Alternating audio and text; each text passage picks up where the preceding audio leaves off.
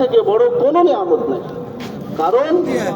কারণ হলো এই যে দুনিয়া এবং আখিরাতের সমস্ত নিয়ামতের একমাত্র পাওয়ার হকদার হলো ঈমানওয়ালা।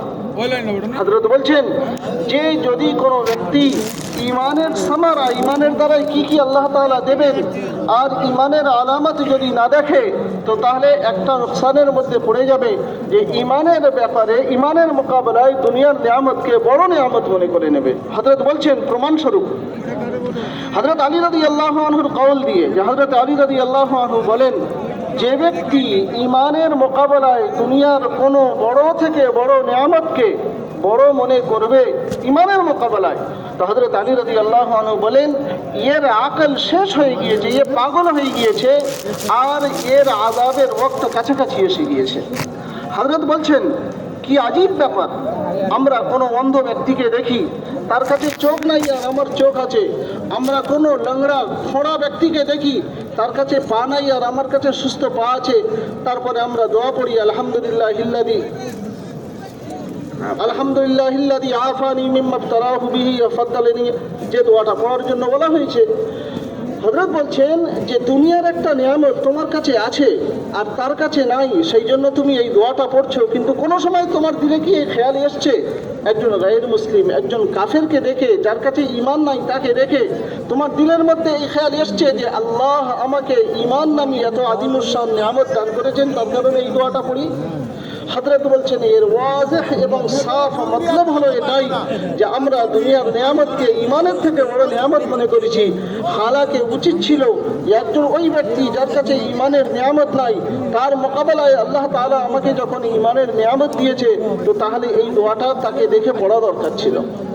হযরত বলছেন দ্বিতীয় জিনিস হলো এই যে আমার এবং আপনার কাছে ঈমান কতটুকু আছে সেটাকে তার আলামতের দ্বারাই চেনা এবং জানা। কোরআনে কারীমের মধ্যে এবং আহাদিসের মধ্যে নবী করিম সাল্লাল্লাহু আলাইহি ওয়াসাল্লাম ঈমানের অসংখ্য আলামত বর্ণনা করেছেন, ঈমানের অসংখ্য আলামত বর্ণনা করেছেন। হযরত বলছেন যে ঈমানের আলামত, ঈমানের যদি আজমত দিলে না থাকে তো মানুষ কুফরের মধ্যেও অনেক সময় মুবতলা হয়ে যায়। আল্লাহ তাবারক তাআলা আমাদের সবাইয়ের হেফাজত করুক। হযরত বলছেন কুফর আল্লাহ তাবারক তাআলার শানে ইস্তিগনার মাযহার। আল্লাহ তাআলা বেনিয়াজ, তার কারোর কোনো প্রয়োজন নাই, কারোর ইবাদতের, কারোর তেলাওয়াত, জিকির এর কোনো প্রয়োজন নাই। আল্লাহ জাল্লা জালালুহু আম্মা নাবালুহু সমস্ত মখলুক থেকে বেনিয়াজ। আল্লাহ আমাদের সবাইয়ের হেফাজত করুক, সবাই বলি আমিন। আল্লাহ তাবারক তাআলার শানে ইস্তিগনা হচ্ছে কুফর। আল্লাহ তাবারক তাআলার সমস্ত মানুষ যদি কুফর করার মধ্যে লেগে যায় তো তাহলে আল্লাহ তাআলার কোনো ক্ষতি হবে না। দুনিয়াতে আল্লাহ তাবারক তাআলার শানে ইস্তিগনা হলো কুফর, আর আখিরাতে আল্লাহ তাবারক তাআলার শানে ইস্তিগনা হলো জাহান্নাম।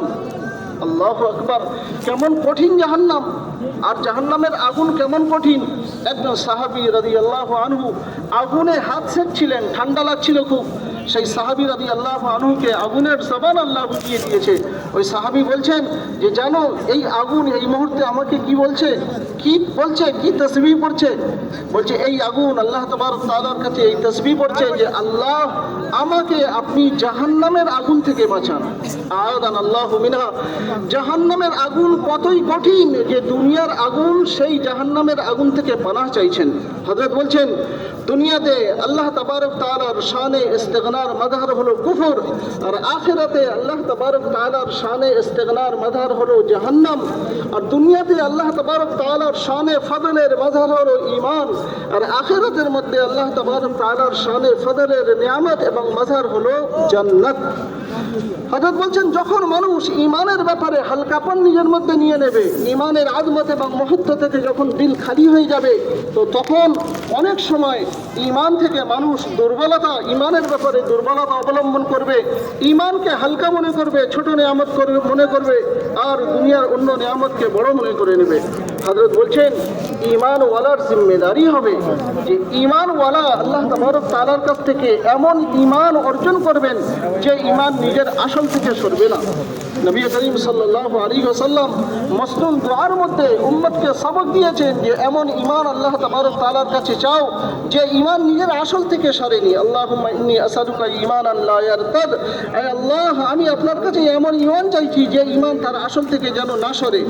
ঈমান তার আসল থেকে সরেছে কিনা এটা জানা যাবে কিভাবে? হযরত বলছেন জানা যাবে তার লক্ষণের দ্বারাই। নবী করিম সাল্লাল্লাহু আলাইহি ওয়াসাল্লামের কাছে এসে একজন সাহাবী রাদিয়াল্লাহু আনহু ঈমানের ব্যাপারে জিজ্ঞাসা করছেন যে হে আল্লাহর রাসূল ঈমান কার বলে? আল্লাহর রাসূল কখনো ঈমানের নিশানি বর্ণনা করেছেন যে ইযা সাআতকা হাসানাতুকা ইযা সাররাতকা হাসানাতুকা ওয়া সাআতকা সাইয়্যাতুকা ফা আনতা মুমিন। যখন নেকির দ্বারাই তুমি সন্তুষ্ট হবে, আনন্দিত হবে, আর গুনাহের দ্বারাই যখন তোমার কষ্ট হবে তখন তুমি ঈমানওয়ালা। কখনো আল্লাহর রাসূল বলেছেন আল ঈমান আল ইখলাস, ঈমান হলো ইখলাস। আর ঈমানের ইখলাস কি? যে তুমি গুনাহ থেকে এবং হারাম কাজ থেকে বিরত থাকবে।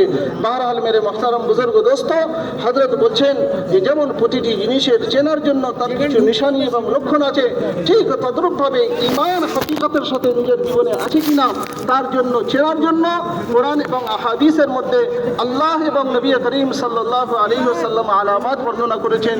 হযরত বলছেন যদি এ কাজ করা না হয় তাহলে ক্ষতি কি হবে?